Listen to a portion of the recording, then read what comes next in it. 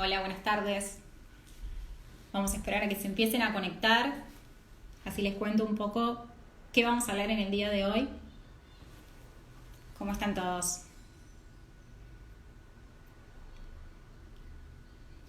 Bueno, ahí están conectándose.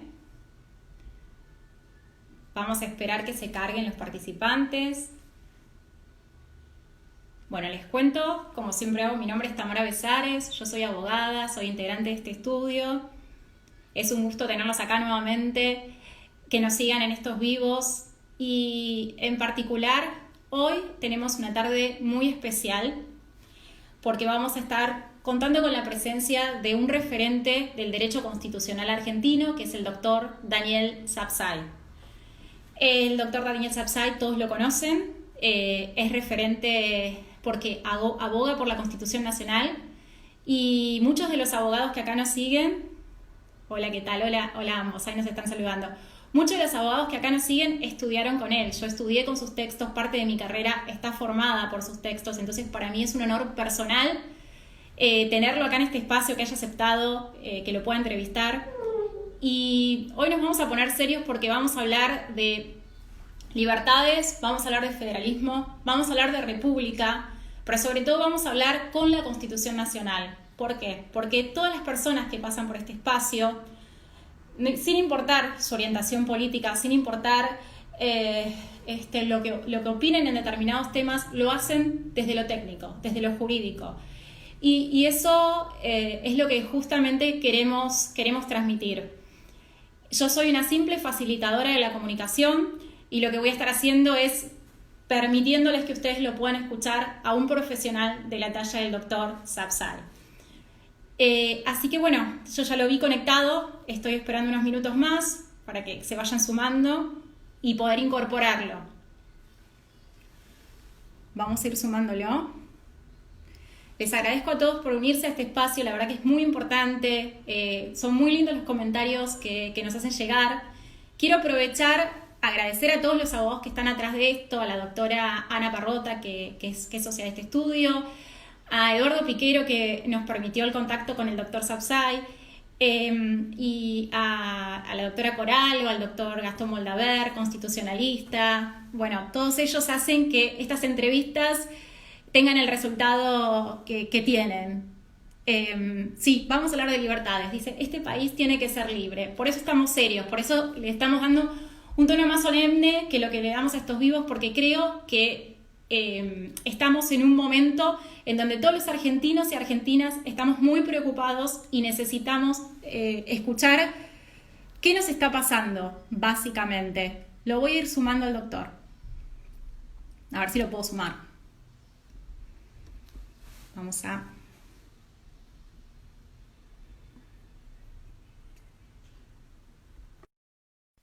Ahí envié la invitación. Vamos a esperar que se conecte. Yo les pido disculpas si en el medio ¿Qué de las tal? preguntas... ¿Qué tal, doctor? ¿Cómo está? Muy bien, muy bien. No sé si ahí estoy bien ubicado. No, no lo estamos viendo. No. A ver, ¿cómo hacemos para que me vean? A ver. Lo estamos viendo como muy abajo. Quizás si puede subir un Ah, poco su celular. sí, cómo no.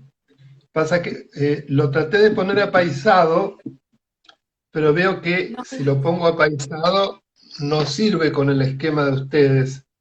Y no, el esquema de Instagram no funciona paisado. Un problema con eso. por ahí tiene que ser vertical. Tiene que ser vertical. Bueno, estoy en vertical y no sé cuánto más subirlo porque tengo un No, atril. igual ¿Eh? ahora, por ejemplo, está congelado, doctor. Vamos a hacer una cosa. Voy Ah, a sacarlo y lo voy a volver a incorporar. ¿Sí? bueno, perfecto, perfecto, porque nos Gracias. escuchamos muy bien. Se escucha perfecto, pero lo queremos ver además, así que Sí. vamos a hacerlo nuevamente. Perfecto. Vamos a eliminar al doctor y lo vamos a volver a sumar. Bueno, son cosas que pasan en medio de un vivo. La tecnología puede pasar esto. Mientras tanto, ustedes se van sumando, se van incorporando a esta charla. ¿Qué Claramente hoy también vamos a hablar de Vicentín, que es el tema que nos está también preocupando a todos los DNU que se fueron dictando. A los abogados laboralistas nos preocupan específicamente el 34, el 329 extendidos. Bueno, todo eso vamos a preguntarle, ya que lo tenemos acá, vamos a aprovechar ahora. A ver, Ver ahí. si lo sube un poquito, ahí perfecto, En perfecto. realidad tenía que bajarlo. Ahí a bajarlo, bueno, yo soy Sí, nueva sí, también en todo sí. esto, creo que Era bajarlo, como siempre en todos los que he hecho de este tipo de Zoom fue apaisado, entonces es sí, otro el cálculo, pero ahí veo, tengo que estar más abajo. Ahí se me ve, ¿no es cierto? se lo ve perfecto, y yo el otro día le comentaba que maneja muy bien Instagram, incluso mejor que yo, que hay veces que no entiendo bien cómo es la tecnología todavía. No, no crea que es así, no siempre. Voy aprendiendo. Me Sí, ayudan los jóvenes de la familia. estamos todos aprendiendo. Usted tiene nietos también que lo están ayudando con este proceso, Claro, ¿no? sí, que me asesoran, claro que sí. Pone así, pone asado. Bueno, gracias a mi hijo, ahora tengo esta especie de pequeño atril, entonces me es mucho más fácil la conexión y mucho más fácil la visión, lo mismo cuando grabo videos. Así que sí, sí, el asesoramiento de las nuevas generaciones es muy necesario porque tenemos otra lógica. Y esta pandemia nos ha llevado a una virtualidad que no imaginábamos y que son muchas enseñanzas útiles, sin lugar a dudas. O sea, esto es positivo, todo lo que implique, aunque sea para quienes somos adultos mayores, abrir las croquetas y aprender nuevos saberes, es importante. Así que es la parte positiva para mí del coronavirus. Bueno, además es buenísimo que pueda incorporarse a esta nueva tecnología, porque si no, habría un montón de gente, de jóvenes abogados, abogadas, jóvenes argentinos, que se quedarían sin escucharlo y se perderían parte de esto. Yo le contaba a todos que estudié con sus libros, pero hay muchos abogados que quizás, sí, los abogados sí, pero los que no son abogados quizás se pierden un poco a Daniel Sapsay. Bueno, a mí otra cosa que me hablabas, ¿te puedo tutear, Tamara? ¿No hay Sí, a mí problema? es toda una institución, me da como no lo puedo tutear, me cuesta. Bueno, pero desde ya que tenés, por lo menos decime Daniel. Bueno, Daniel. Otra, lo que me ha servido también la pandemia es porque actualizar mis libros. Ya Ah, actualicé la Constitución de los Argentinos, estoy terminando la actualización del manual, estoy mirando un tratado que también hay que revisarlo, así que algo que me hubiera llevado muchísimo tiempo y que en tiempos normales uno siempre patea para adelante, los editores claro. muy agradecidos. O sea O que sea que sí, vamos a siempre tener quiero que vamos a tener obras actualizadas y algún ebook. ¿No actualizar. pensó todavía en eso? ¿Algún libro El virtual? ebook, tengo que ponerme un poco al día de cómo hacerlo, pero ahí ya hay algún editor que me lo está proponiendo, así que ellos sabrán desde el punto de vista técnico cómo se hace. Sí, bueno, porque sería buenísimo también poder contar con algún libro virtual de doctor. Bueno, le agradezco primeramente por haber aceptado esta entrevista, es un placer tenerlo acá. Bueno, nos acercamos a través de Eduardo Piquero, que es un conocido, un amigo en común. Así que, Un querido amigo argentino que vive en México y que además es un lujo porque es un gran cientista político, un sí, consultor, un hombre exitoso y una lindísima persona. sí, sí, que nos está viendo, le mandamos saludos y bueno, y yo le cuento, soy abogada laboralista, así que bueno, los abogados laboralistas estamos muy relacionados con el derecho constitucional porque hace a lo que es nuestra práctica, pero también he contado con algunos abogados que hemos charlado para preparar algunas preguntas para vos y que te puedas lucir y que todos te puedan Qué escuchar. bueno que me contés. Fantástico, con mucho gusto. Adelante, las entrevistas es un poco parte de mi vida diaria desde hace años, Bueno, hechas por básicamente, periodistas. ¿cómo? No. Hechas por Ahí- periodistas, ahora han aparecido esta otra variedad que es muy interesante, que son las nuevas generaciones de abogados. Creo que sos la cuarta, sí, la cuarta entrevista hecha por joven abogada. Anteriormente fueron jóvenes abogados que también hicieron vivos o este tipo de actuaciones. Y es muy interesante el intercambio, muy interesante ver la aproximación que tienen hacia el derecho las nuevas generaciones, a través también de nuevos saberes, de dificultades totalmente diferentes de las que teníamos nosotros cuando pateábamos tribunales ya hace muchos años. Así que para mí es un intercambio muy gozoso. Es que los abogados estamos buscándole la vuelta en esta pandemia. Después vamos a hablar de qué está pasando con la justicia, pero claramente o nos quedamos quizás en la queja, que también te voy a preguntar a ver cuál es el consejo hacia los jóvenes abogados o a los abogados que no están pudiendo trabajar. Pero bueno, de alguna forma creo que tuvimos que encontrarle una vuelta de rosca a todo esto y salir a comunicar, y a comunicar a la gente sus derechos también. Exacto. No Bueno, olvidemos que los abogados somos auxiliares de la justicia. Eso lo dice la ley. Así que es importante que tengamos en cuenta que el rol de difusión de nuestros derechos y la defensa de nuestras instituciones es parte de nuestro cometido. sí, qué presión, ¿no? En estos tiempos, qué presión tener que estar a la altura de las circunstancias, y más cuando hay tanta gente Ninguna duda. necesitada. Pero claro que sí. Me voy a poner los auriculares porque creo que el sonido va a ser mucho mejor. No sé por qué me olvidé de Bueno, hacerlo. esperamos. Acá la gente le está enviando Rápidamente. saludos. Claudia dice que lo vio en Villurquiza. Yo les voy a pedir perdón hoy a nuestro público, porque siempre leo mucho los comentarios, pero la verdad que tengo muchas preguntas y me voy a abocar para que el doctor nos pueda hablar de todos los temas que nos interesan. Perdón que hoy no voy a prestar tanta atención a los comentarios, pero bueno, los vamos a leer en algún momento de la charla. Doctor, me gustaría empezar con lo que es normativa de emergencia, todo el dictado de los DNU que nos llevaron hasta donde estamos acá hoy los argentinos, las argentinas, y estos DNU que empezaron con el 260, con la ley de emergencia, y derivaron en un montón de aspectos que afectan la vida de todos, pero en aspectos que exceden, o al menos desde mi punto de vista, la emergencia en sí o la salud pública en sí. ¿Qué opina respecto de esto? ¿Se han traspasado los límites? Bueno, vayamos por partes. Es importante entender ante todo qué es un decreto de necesidad de urgencia y Sí, de por qué favor. modo lo contempla la Constitución Nacional. En primer lugar, es una institución de emergencia, o sea que es una institución para tiempos no normales, tiempos anormales. Es Bien. importante tener en cuenta que la emergencia en nuestro sistema jurídico, que es de un Estado de Derecho, está regulada jurídicamente, es decir, que no sale del Estado de Derecho, al contrario, está pensada para, aún en momentos no pacíficos, reconducirlo de modo que este Estado de Derecho no se descomponga, sino que por el contrario continúe incólume. Más allá de que es cierto que en este marco hay una flexibilización de derechos, hay un fortalecimiento de uno de los poderes que es el Ejecutivo, pero eso de ningún modo implica la pérdida de la presencia de los otros dos poderes, al contrario, porque tienen que crecer los controles.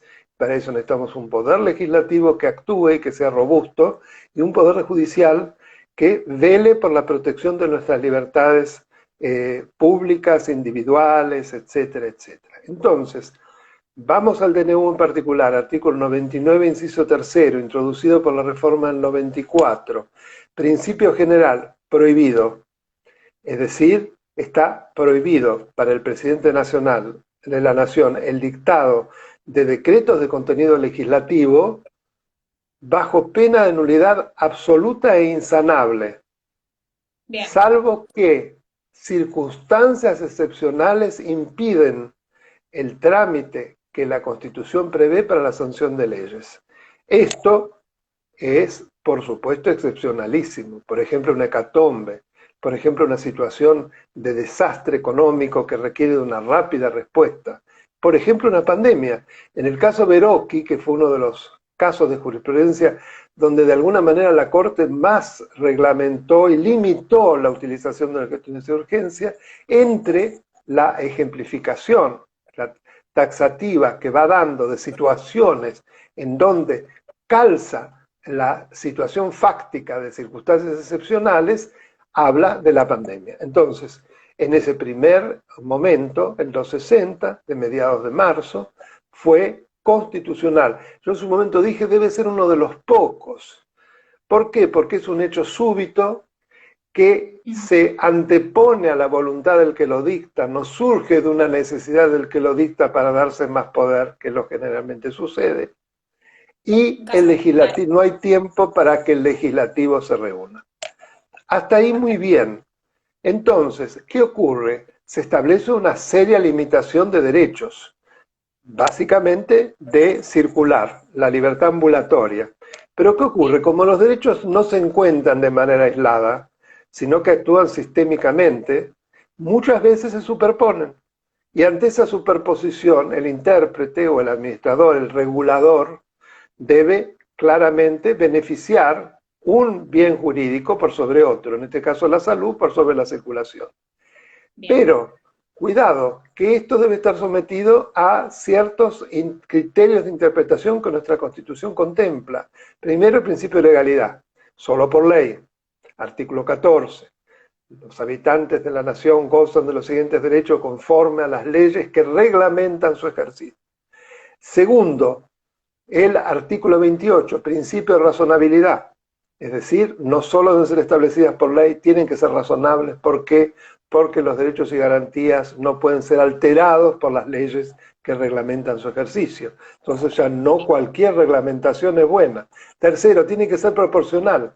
Porque aunque sea razonable, no tiene por qué ser proporcional. Proporcional quiere decir que debe pasar el examen, el escrutinio, de la proporcionalidad entre el medio elegido y el fin perseguido. Bien. Y además, dentro de este mismo criterio, la limitación menos restrictiva es la que debe primar. Y esto surge de la opinión consultiva séptima de la Corte Interamericana de Derechos Humanos. Entonces vamos viendo, se flexibilizan derechos, se fortalece un poder, no desaparecen los controles, al contrario, tienen que ser vigorosos, siguen actuando los demás poderes, la emergencia está dentro de la Constitución, nuestra institución de excepción que fue utilizada, los DNU, cuidado, que tienen que guardar estos principios. Entonces, si nosotros observamos la catarata de DNUs que se precipitaron a continuación de este primero, y yo le diría que el 90% son inconstitucionales, porque no guardan esta proporcionalidad, porque además no atacan el núcleo duro del derecho. Es una limitación, la limitación no implica la eliminación, la supresión del derecho, lo que se llama el núcleo duro, la parte fundamental.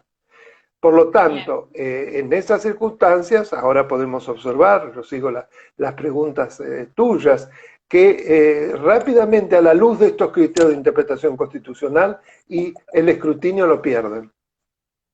Perfecto. Y a su vez lo que hablábamos recién, por ejemplo, también la Corte lo ha dicho en Risolía Ocampo, que están legislando determinadas circunstancias particulares que no hacen a la sociedad en general, doctor, ¿no es así? Por ejemplo, una ley de congelamiento de alquileres, ¿cómo queda ahí? Bueno, exactamente. Modificar el Código Civil por decreto ya de por sí me parece una barbaridad. En segundo lugar, ¿por qué es el principio de legalidad? Porque el principio de legalidad lleva al respeto del Poder Legislativo, que es el depositario de la voluntad general, acudiendo a Rousseau. Y exige que toda decisión que se va a plasmar en una regla general y abstracta sea el producto de la deliberación, con la más amplia información, a la vista de todos y escuchando las distintas voces que componen el concierto de la representación en el Congreso, a partir además de un procedimiento que se da en dos cámaras, que puede tener reenvíos, que primero hay un trabajo en comisión, es decir, todo lo que implica la reflexión y el enriquecimiento de la decisión y la posibilidad de escuchar a todos los interesados. Acá, ese decreto de urgencia, para mí, es sumamente demagógico. Quien primero lo lee parece perfecto, se congelan los alquileres, no se pueden al mismo tiempo, desaparecen los desalojos. Ahora bien, ¿Qué pasa con la gran cantidad de locadores que no es gente rica, ni implica propiedad sinónimo de suficiencia económica? No, en muchísimos casos son rentistas que viven a duras penas de la renta que le dan algunas pocas propiedades. Entonces, si los sometemos a un congelamiento, pero sobre todo a la imposibilidad de desalojar a su inquilino que no paga, y sometemos seguramente a esa persona, que muchas veces son personas además de edad, a una situación de total emergencia, de total necesidad. Eso es el producto de no haber escuchado las voces, de haber decidido espasmódicamente. Por eso no es solamente una formalidad el principio de legalidad, es una necesidad de un sistema democrático en el que se debate pluralmente y escuchándonos todos. Claro, lo que pasa es que lo que yo le decía es una problemática sectorial que se está atendiendo. Quizás, no sé, no entraría en el debate de la ley de alquileres, que entiendo su punto, habla de vulnerabilidad del locador en algunos puntos, pero sí tiene una tendencia más, más proteccionista de los inquilinos, sí, hay como, es lo que usted básicamente está hablando. Pero me preocupaba esto de la problemática sectorial a través de los decretos de necesidad y de urgencia. Y lo que usted decía, que no lo quiero decir yo, pero le pregunto, parece que es más fácil legislar a través de un DNU que del procedimiento ordinario. Bueno, ahí nos metemos en un tema fundamental. Toda vez que se acrecienta la competencia de un poder, en este caso el Ejecutivo que absorbe competencia legislativa, de manera paralela, el poder que ha perdido competencia debe ganar esa carencia a través de un vigorizamiento de las facultades de control sobre aquel que excepcionalmente ejerce facultades que le han sido tomadas al controlante. Bien. Para ello hay que analizar en nuestro sistema cómo está previsto el control legislativo sobre los DNUs. Y es muy deficiente. ¿Por qué? En primer lugar, ese mismo inciso que yo le citaba previamente, cuando determina el esquema de controles, la primera parte es retórico.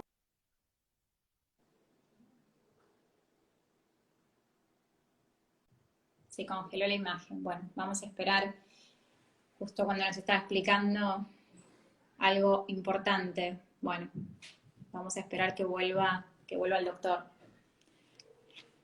Le estábamos preguntando justamente sobre la presencia de estos DNU que fueron apareciendo a lo largo de esta pandemia. Sí, se fue. Voy a volver a agregarlo.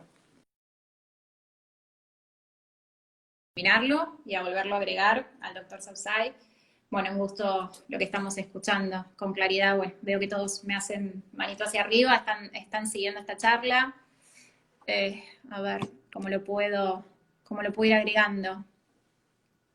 Estas cosas pueden pasar, el doctor no está conectado. No sé si ahora acá está. Ahí vamos a agregarlo.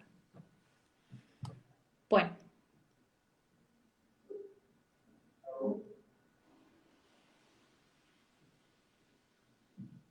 Vamos a esperar, se está cargando. Estamos tratando de cargarlo. Puede pasar, ¿eh? Ahora yo le quiero preguntar también un poco el tema del decreto el 34/19, la doble indemnización. Claramente se ve que tiene un problema de conexión el doctor porque no lo estoy viendo conectado. Vamos a ver si lo vemos. Si alguien lo ve conectado me avisa. Yo no lo estoy viendo en mis opciones como para agregarlo. Puede pasar esto, estamos en vivo. Bueno, sí, cosas que pasan, estamos bien, no se preocupen. Bueno, les decía, yo voy a prestar atención a sus preguntas. De repente se desconectó, me dice el doctor, acá lo veo. A ver, doctor, no lo puedo ver entre las opciones para agregarlo. Acá lo veo. Ahí está. Bueno, lo sumamos. Gracias. Bueno, gracias. Entrevistar al doctor Sapsay no es tarea... Sí, ahí estamos. ¿No? Sí. Ahí estamos nuevamente. No, en determinado momento me despidió. Apareció un cartel que decía muchas gracias por haber participado. Sí. Y después me costó volver. No, yo decía, porque no terminé de explicar el problema de los controles. La ley 26.122 sí, Sí, que aparece 12 años después de la reforma de la Constitución, reglamentan de un modo tal que más que para el control es para el descontrol. ¿Por qué? Porque establece que desde que el presidente dicta el decreto ya tiene el vigor de una ley común. En segundo lugar, si bien establece un plazo tanto para el jefe de gabinete para elevar ese decreto a la comisión bicameral, como para la comisión bicameral, que son 10 días para hacer el despacho, después no hay plazo para que las cámaras se claro. pronuncien. Con lo cual, el decreto puede seguir válido como una ley durante todo el tiempo que sea, por juego del silencio, a pesar de que la Constitución lo prohíbe.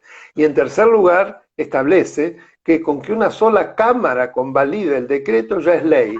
Con lo cual, llego a la conclusión válida que vos decías, que era más fácil hacer una ley por DNU que por el sistema, el procedimiento normal. Lo que demuestra la inconstitucionalidad de esa ley y que hace como 14 años que la Corte Suprema tiene una acción por inconstitucionalidad a decidir, pero se ve que le cuesta mucho decidir o que es muy complejo porque no toma una decisión frente a inconstitucionalidades tan flagrantes y que en épocas de emergencia nos someten a la voluntad del presidente con una ametralladora de decretos que no son constitucionales. Bueno, justamente me está dando el pie para preguntarle si en función de lo que dice nuestra Constitución se está afianzando la justicia de los argentinos y las argentinas y si a su vez estamos sometidos a la voluntad del Poder Ejecutivo, porque aparentemente el Poder Judicial, que vendría a ser el límite, no estaría actuando. ¿Qué opina? ¿Qué Bueno, opinión tiene de es, eso? este es el gravísimo problema con que nos encontramos los argentinos a partir de la emergencia. Por un lado, el letargo del legislativo que por más de 2 meses no sesionó, y por otro lado, un poder judicial que hablo del federal, vía Sí, acordadas de la Corte Suprema de Justicia de la Nación, inmediatamente después de cada decreto de necesidad de urgencia donde se impuso el aislamiento y luego de cada prórroga, dictó acordadas en las cuales, tomando como fundamento los decretos del Ejecutivo, consideró que ella también debía establecer el aislamiento, es decir, claro. declararse de feria, la feria más larga de la historia. Con lo cual no se da cuenta que aparte, de algún modo, está aceptando que no es un poder que está en el mismo nivel o jerarquía que el Ejecutivo, está como sometido a la voluntad del Ejecutivo, olvidando que es el que precisamente tiene que controlar y que en estas circunstancias debería hacerlo de manera sumamente ejecutiva y veloz. Pero hemos tenido muy pocas, comparativamente con las situaciones que se han presentado, muy pocas decisiones porque hay que habilitar feria cada vez. Los abogados sabemos que implica habilitar feria. Sí, sí, sí, sí. Y los abogados que estamos en la práctica del derecho sabemos que nos hemos encontrado con resoluciones muy poco prácticas, porque hemos encontrado situaciones en donde la habilitación de feria excede el contexto, entonces no se habilita la feria. Tenemos que estar explicando el porqué de la necesidad de obtener justicia. Y la verdad que no es la esencia, no es la esencia de la profesión y de la justicia en sí. Con respecto a esto, entonces, recapitulando, no tenemos Poder Judicial, o el Poder Judicial aparentemente está en la feria más larga de la historia, por lo que nos dice Mm. usted. ¿Y qué pasa con el Congreso? El Congreso, conforme Verocchi y conforme los precedentes de la Corte Suprema, ¿estaría en condiciones de sesionar como lo está haciendo? ¿Es válido lo que está pasando?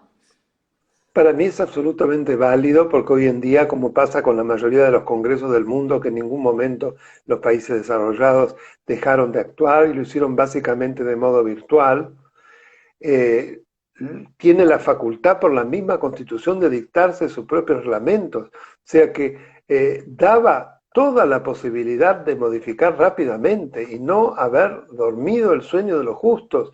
Inclusive la acción declarativa de certeza que la Presidenta del Senado interpone ante la Corte Suprema, como si la Corte Suprema previera este tipo de situaciones como competencia originaria y que las declaraciones de certeza puedan ser en abstracto y no Sí, conforme a los lineamientos del control difuso de constitucionalidad, fue algo que en realidad para lo que sirvió es para una mayor dilación, para que el Congreso pudiera ponerse en marcha. Así que la situación del Congreso es gravísima. Yo escuchaba justamente hoy, en el marco de la carrera de posgrado en Derecho Constitucional que dirijo, armamos un ciclo y en el primero invitamos para hablar sobre estos temas, control legislativo y control judicial de la emergencia a el eminente catedrático Javier García Roca. Y él comentaba que en el estado de alarma que se dictó, que lo dictó el Parlamento, las Cortes, como se llama en España, cada 15 días el Parlamento debe renovar al gobierno, que es el Ejecutivo, la autorización para que el estado de alarma continúe. Y el presidente del Consejo de Ministros debe concurrir para fundamentar por qué pide la extensión de la emergencia. Fíjense la diferencia crucial entre lo que allí existe y lo que existe acá. Sí, acá las personas que nos están siguiendo nos dicen que, bueno, que justamente no hay democracia. Y mi pregunta es esa, ¿no hay separación? Claramente no hay separación de poderes, o te pregunto a vos que me lo titules, y si el Poder Ejecutivo se está volviendo un legislador serial, como, conforme a lo que estamos hablando. No quiero poner mucho título, pero prefiero que me lo digas vos.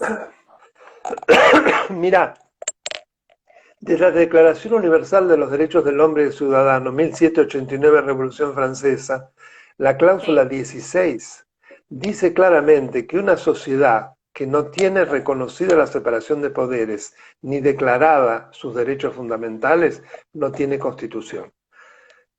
Si esto lo proyectamos sobre la realidad argentina, la separación de poderes por supuesto que no está garantizada, porque hay prácticamente un único poder, y por lo tanto, más allá del catálogo tan amplio de nuestra Constitución y los tratados internacionales de derechos humanos que tienen jerarquía constitucional, en los hechos están nuestros derechos un poco en el limbo, porque como no hay control judicial eficaz, no hay tutela judicial efectiva, es el peor de los mundos.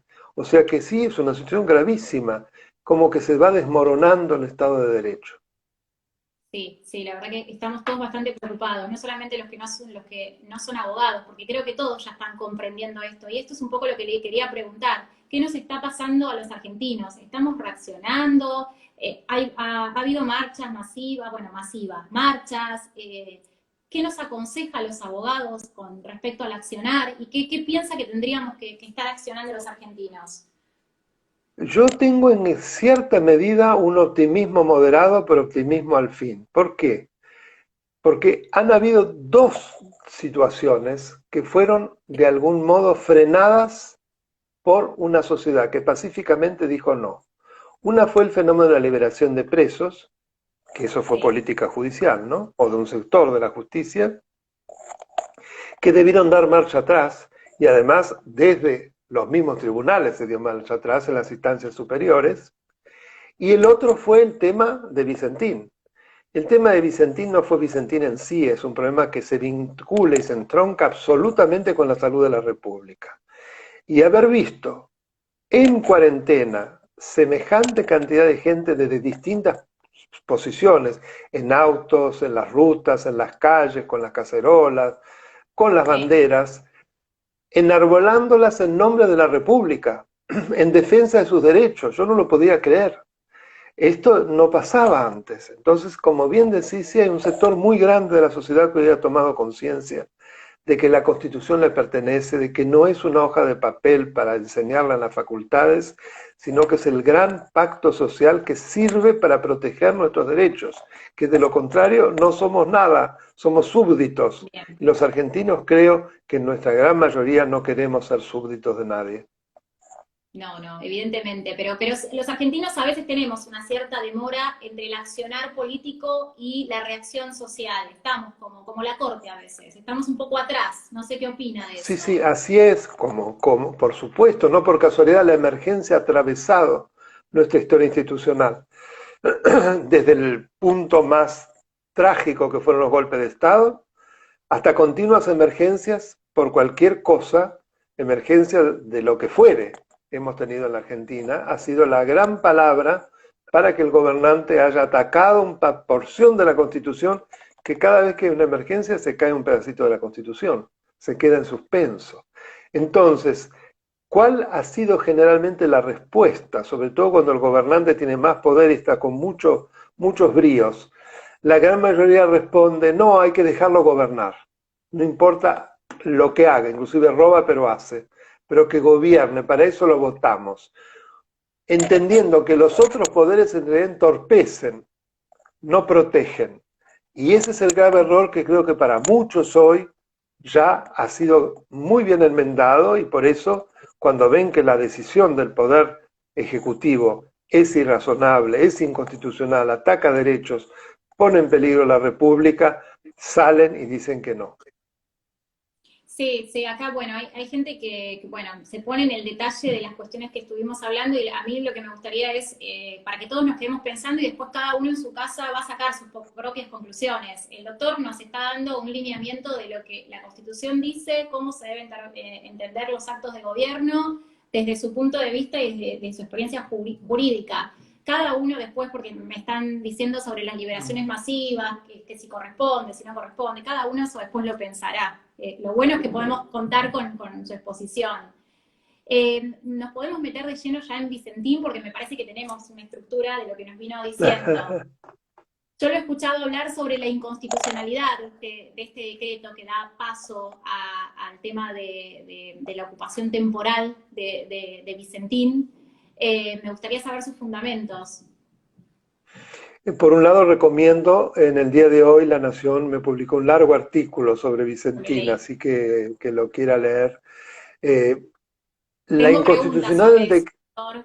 Ahora le ¿Cómo hago un no? par de preguntas. Muy, muy polémico esa columna, como siempre nos tiene acostumbrados, pero sí, sí. Ahora lo vamos a publicar incluso después del vivo.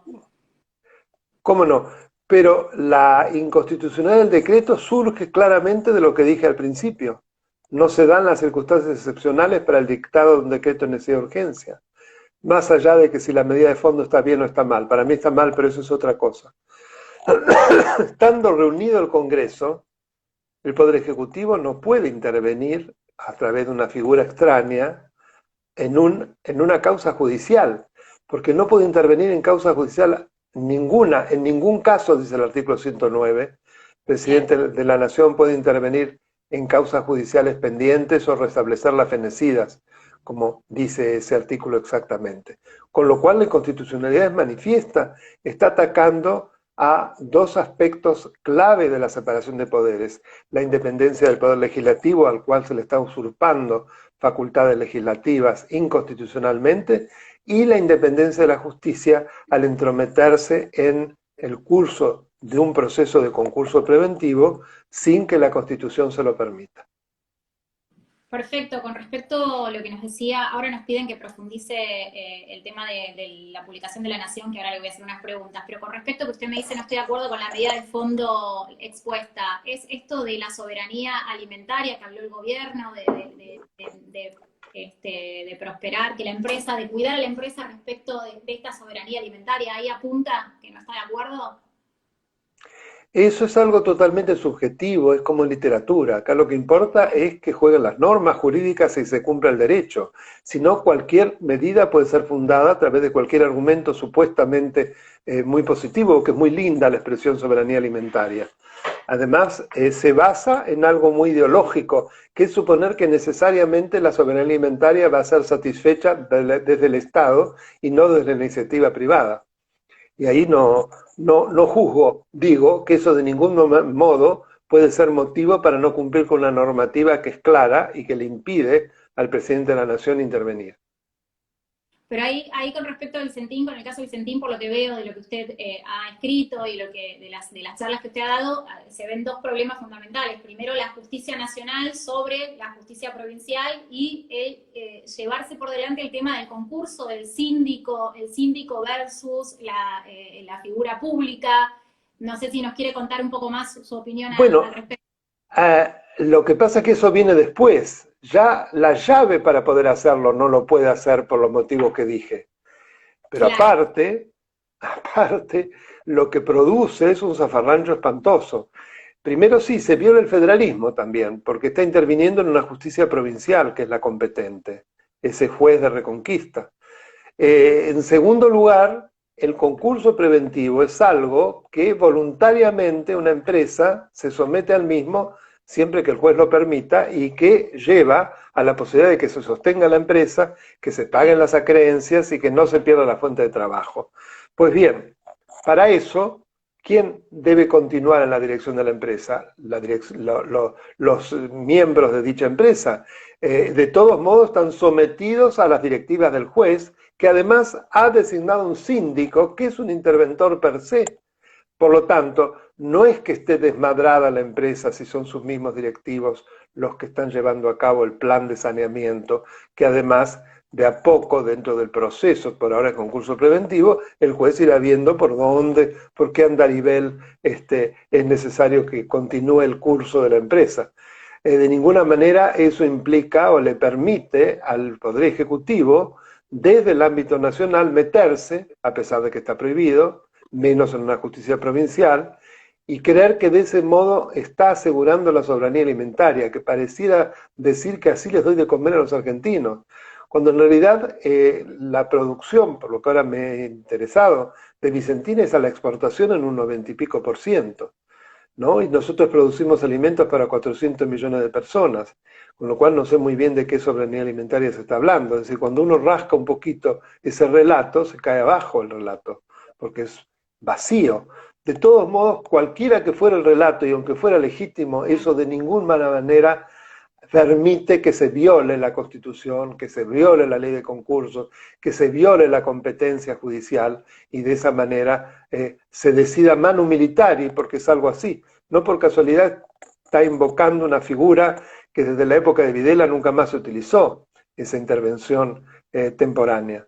Eso le iba a preguntar, ¿cómo opera este artículo 55-70, creo que es en adelante, la ley de expropiación? Que bueno, que existe esa normativa, no es que tampoco están inventando Sí. una normativa jurídica. No están inventando, pero de todos modos no se puede aplicar en esas circunstancias. Desde ya, no por casualidad, prácticamente nunca solo se aplicó en época militar. En época militar no hay división de poderes, porque en época militar además es el hecho de manu militari, no parte de una decisión razonada, pensada, y donde se pongan en juego los distintos derechos y realmente se vea la conveniencia, sino que es simplemente un golpe de manubrio, si se quiere.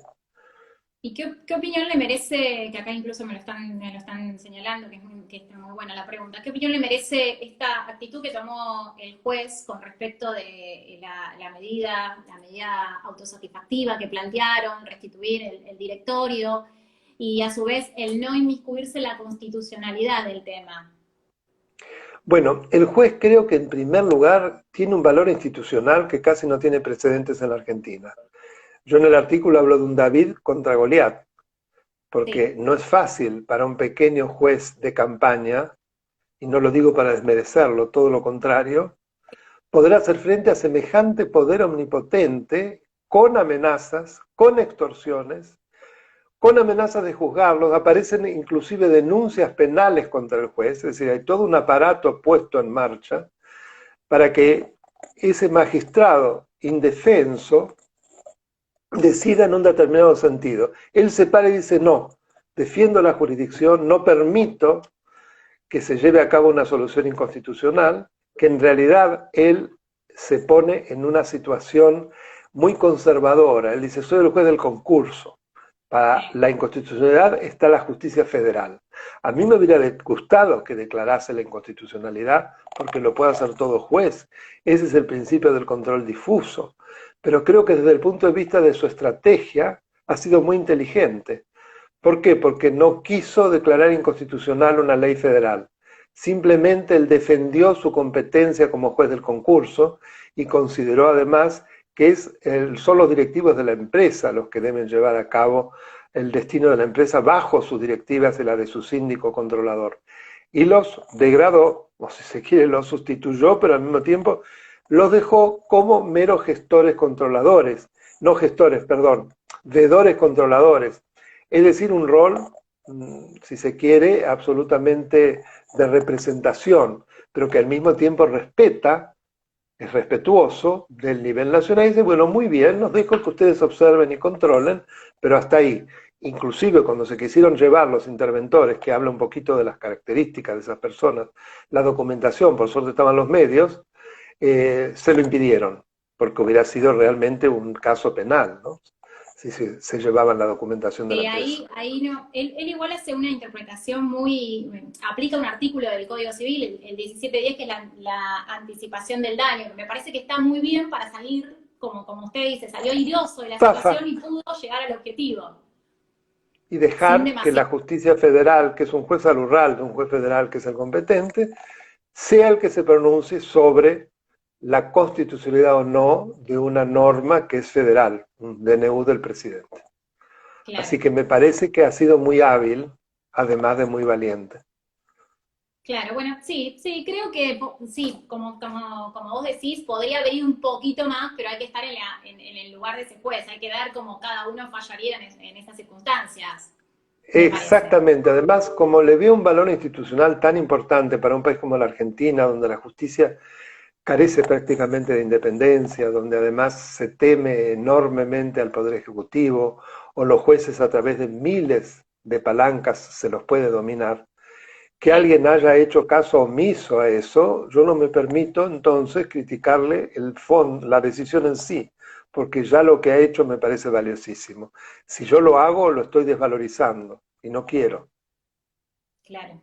Metiéndome en su artículo publicado hoy, tomé dos frases que me parecieron como fuertes y quiero que me las explique. Que estamos, yo quiero ser respetuosa de cuando hablo de golpe de Estado, me parece que es fuerte, que tenemos que tomarlos todos con cautela. Pero usted habló de micro golpes de Estado. ¿De qué se trata eso? Bueno, yo esto precisamente es un concepto que lo mencioné en una entrevista que hace muchos años, en una sección que se llamaba Los Intelectuales del diario La Nación, la llevaban varios periodistas, entre los cuales Laura Di Marco, que en ese momento no era conocida. A mí me tocó que me hiciera la entrevista a Laura Di Marco, precisamente hablando de los incumplimientos recurrentes a la Constitución en por de la parte de gobiernos constitucionales. Mencioné que por supuesto que lo que iba a decir no era comparable a un golpe de Estado porque significaba la subversión total del sistema y la falta de vigencia de la Constitución. En cambio, en aquellas decisiones de gobernantes no afectos a cumplir la Constitución, cada una decisión de esas decisiones operaba como un micro golpe de Estado. ¿Por qué? Porque implicaba el desmoronamiento de un pedacito de la Constitución. Por ejemplo, el encoger la competencia del legislativo, el reducirla. Yo legislo igual que vos, soy un legislador alternativo. Es un micro golpe de Estado, porque la separación de poderes, que es uno de los principios básicos de una constitución del Estado de Derecho, se desmorona cada vez que el presidente lo hace. El dictado de una emergencia sin que exista motivo para esa emergencia. Y podríamos seguir el modo de manejo de los recursos, prácticamente succionando los recursos de las provincias. Hoy el Poder Ejecutivo Nacional maneja más del 80% de los recursos.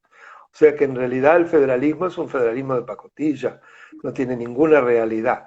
Entonces refiero a eso y digo que además tienen un efecto deleterio porque en general para la mayoría pasan absolutamente como que no hubieran ocurrido, no los entiende, no se da cuenta y poco a poco el sistema se desliza, se va mutando desde un Estado de Derecho a otra cosa que es un cesarismo, no sé cómo decirlo, pero que en realidad ya no es más un Estado de Derecho. Guillermo O'Donnell lo llama la democracia delegativa y en realidad de alguna manera refiere a esto.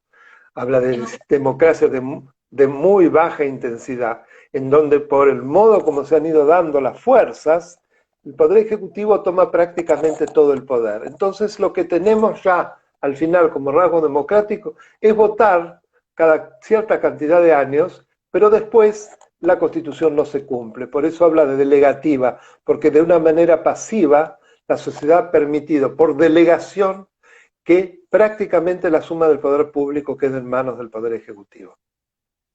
En ese artículo dice dos cosas muy fuertes. Lo que nos está contando ahora, yo creo que nos quiere dar un mensaje más allá de lo que escribió, que me gustaría que si se puede explayar, si hay un mensaje más allá, porque dice otra frase muy fuerte, que habla de vicepresidencialismo. Yo ya lo escuché en otras entrevistas, hablando de que las decisiones más importantes de este gobierno son tomadas por la vicepresidenta.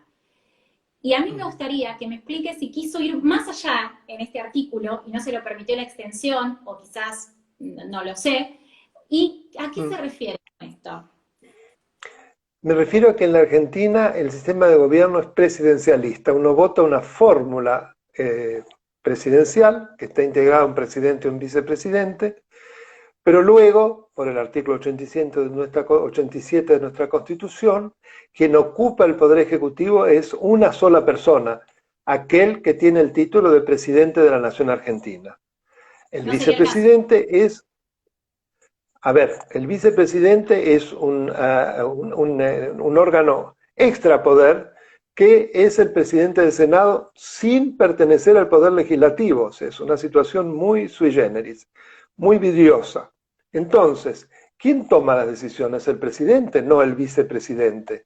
Si nos encontramos con un gobierno donde en los lugares clave los funcionarios responden a la vicepresidente, y eso es visible del mismo funcionamiento y del modo como se comportan, desautorizando abiertamente muchas veces al presidente de la nación o al ministro que responde al presidente, pasando por encima de una manera burda. Inclusive en este tema del caso Vicentín, no olvidemos que cuando el presidente anuncia la intervención y la expropiación, lo hace al lado de una de las espadas de la presidenta, que es la senadora Anabel Fernández Sagasti, que le agradece y le dice que está muy contenta porque ha adherido a su propuesta. Es decir, lo ridiculiza prácticamente al presidente. Y no hay duda que esto responde a una estrategia donde detrás está la vicepresidente. La que mando soy yo. Entonces, como lo que importa en un sistema es quien ejerce efectivamente el poder, acá se ha mutado y el ejercicio del Poder Ejecutivo fundamentalmente ha pasado de las manos de quien formalmente fue elegido presidente a la vicepresidente, que además se da una circunstancia única en la historia de las instituciones democráticas, que es una fórmula integrada por el candidato a vicepresidente que elige quién va a ser el candidato a presidente, su candidato a presidente. Y no podíamos esperar algo muy diferente de lo que estamos viendo que sucede. Pero entonces cuando me habla del micro golpe de Estado y cuando me habla de una nueva forma presidencial de gobierno que no es la que votaron los argentinos, ¿qué me quiere decir? Que ¿Hay algo más estamos que me quiere al margen de la decir? Al Constitución. margen. Claro, así Notoriamente. de Y usted, simple. yo veo Notoriamente, que sí.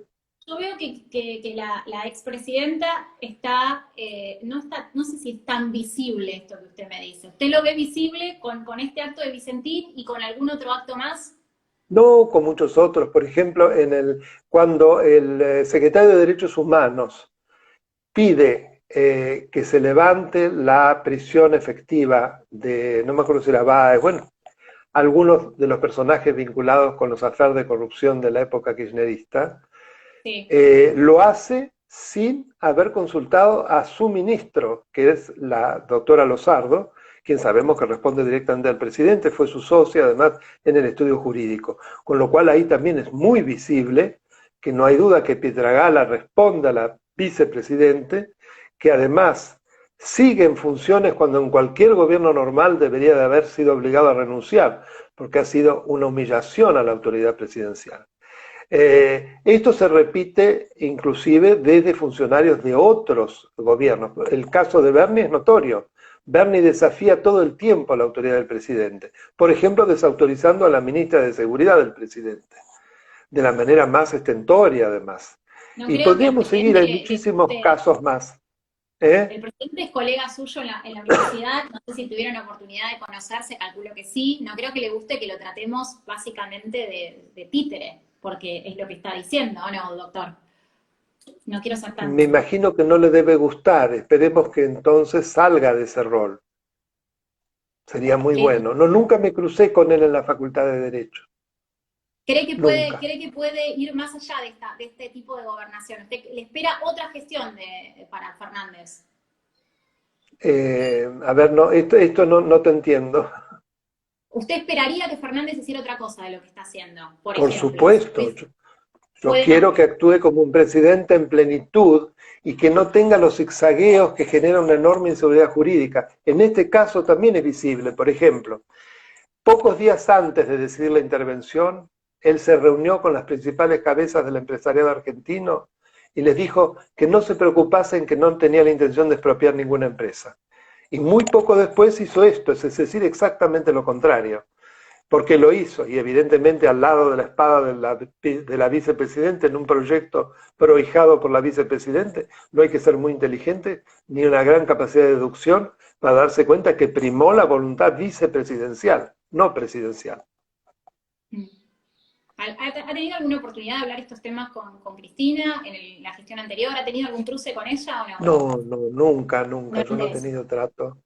Cuando era senadora de la Nación, yo en un momento era asesor de un senador santacruceño de la oposición, senador Melgarejo, y entonces cada tanto se hacían reuniones para observar los proyectos que interesaban a Santa Cruz entre los tres senadores, los dos de la mayoría y de la minoría, que era quien yo asesoraba.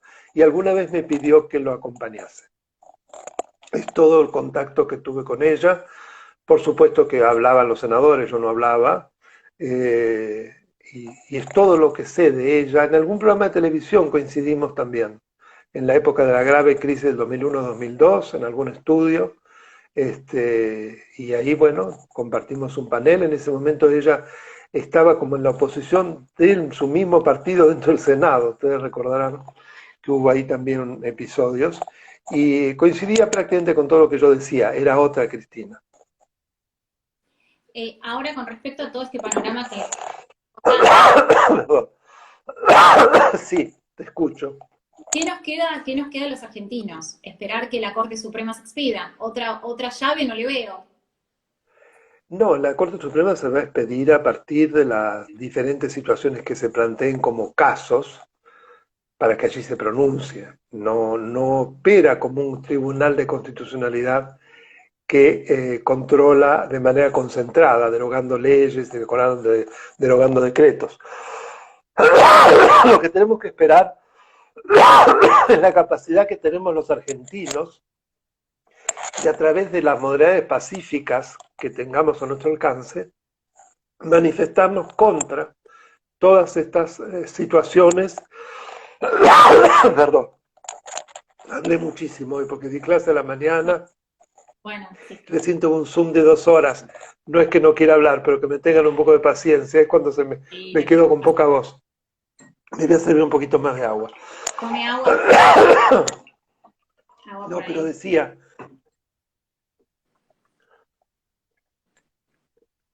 está en nosotros, como pasó el sábado pasado, mostrar que no queremos lo que no queremos. Fíjate que a raíz de lo que pasó el otro día, es que creo que la gran dificultad que hoy tiene el gobierno es que no tiene mayoría para poder expropiar. En diputados le falta una buena cantidad de diputados para poder lograr la mayoría. En el Senado sí, por supuesto, pero se necesita, por suerte, que la ley de expropiación sea aprobada por las dos cámaras. Y esto, no tengo duda, que fundamentalmente fue el producto de los señalamientos de la sociedad. Por ejemplo, en Córdoba, en Santa Fe. Es decir, los diputados de la mayoría del gobierno, porque en realidad no tiene mayoría propia, tiene una primera minoría el oficialismo, necesita a su vez aliarse con otros pequeños bloques en diputados. Pero el problema es que estaría perdiendo diputados propios, los de precisamente esas provincias agrarias. ¿Por qué? Porque el pueblo salió a la calle a decir, cuidado con lo que hacen porque los estamos mirando. Es decir, para ellos tendría un costo político letal, lo mismo que para los gobernadores de esas provincias. De hecho, el gobernador Schiaretti no se ha pronunciado. Doctor, seguiría preguntándole mucho más. Le hago una última pregunta. Tiene un minuto, nos está cerrando Instagram. Le agradezco por haber estado acá. Seguramente, si sintió cómodo, lo vamos a convocar en alguna oportunidad. La gente siempre quiere escucharlo. ¿Vicentín se termina acá o hay algo más allá de Vicentín? Y lo dejo y le agradezco. Bueno, no, yo creo que Vicentín, esto es un pretexto, Vicentín en sí. Lo que hay algo más es si vamos a defender la República o no la vamos a defender. Y si me permite, yo tengo un canal de YouTube que está dedicado a la difusión de las instituciones de la democracia. Yo grabo distintos videos cortos donde explico los grandes elementos de la democracia y también hay una cantidad de reportajes que han sido seleccionados hay también clases que se han grabado en su momento que los he colgado, así que los Perfecto. invito a que se suscriban, es gratuito y es una Daniel manera de Sapsay. apoyar. Daniel Alberto Sapsay, YouTube. Perfecto. Allí van a encontrar muchas de las preguntas que quedaron sin respuesta. Gracias, Gracias, Tamara, fue una lindísima entrevista, excelentes preguntas. doctora. Sos una periodista, tenés que ver explorar esa venta. Gracias. Si me lo dice, voy a seguir. Gracias por estar acá. Un honor. Buenas tardes. Hasta luego.